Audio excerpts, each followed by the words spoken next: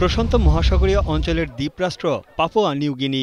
রাজধানী পোর্ট মরসবি থেকে প্রায় ৬০০ কিলোমিটার দূরে এঙ্গা প্রদেশে ভয়াবহ ভূমিধসে চাপা পড়েছে ৬টির বেশি গ্রাম।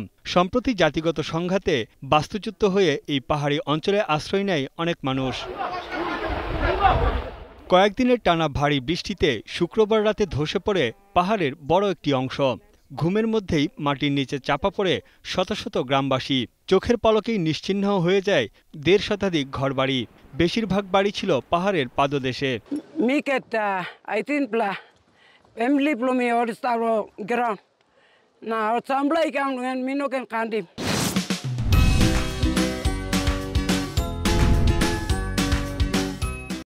প্রথমে ধারণা করা হয়েছিল ১ থেকে ১৫০ মানুষ প্রাণ হারিয়েছে। পরে জাতিসংঘের অভিবাসন সংস্থা জানায় প্রাণহানির সংখ্যা ২,০০০-এর উপর। মাটির সঙ্গে মিশে গেছে কয়েকটি গ্রাম। এখনও ভূমিধসের শঙ্কা থাকায় হুমকির মুখে পড়েছে উদ্ধার কাজ। পানির প্রবাহ এবং মাটি নরম হওয়ায় ঝুঁকিপূর্ণ হয়ে পড়েছে পুরো অঞ্চল। লাঠি, কোদাল, দা দিয়ে মাটি খুঁড়ে মরদেহ উদ্ধারের চেষ্টা করছে গ্রামবাসী। কিছু জায়গায় মাটির সঙ্গে বড় পাথর ও গাছ উপড়ে ৩০ ফুট পর্যন্ত গর্ত তৈরি হয়েছে। পর্যাপ্ত সরঞ্জামের অভাবে গত ৩ দিনে উদ্ধার করা সম্ভব হয়েছে মাত্র ৭ থেকে ৮টি মরদেহ।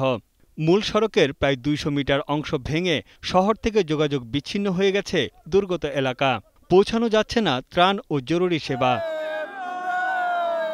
ভূমিধসে ক্ষতিগ্রস্তদের সহায়তা ও পুনর্বাসনে এগিয়ে এসেছে যুক্তরাষ্ট্র ও অস্ট্রেলিয়ার সরকার।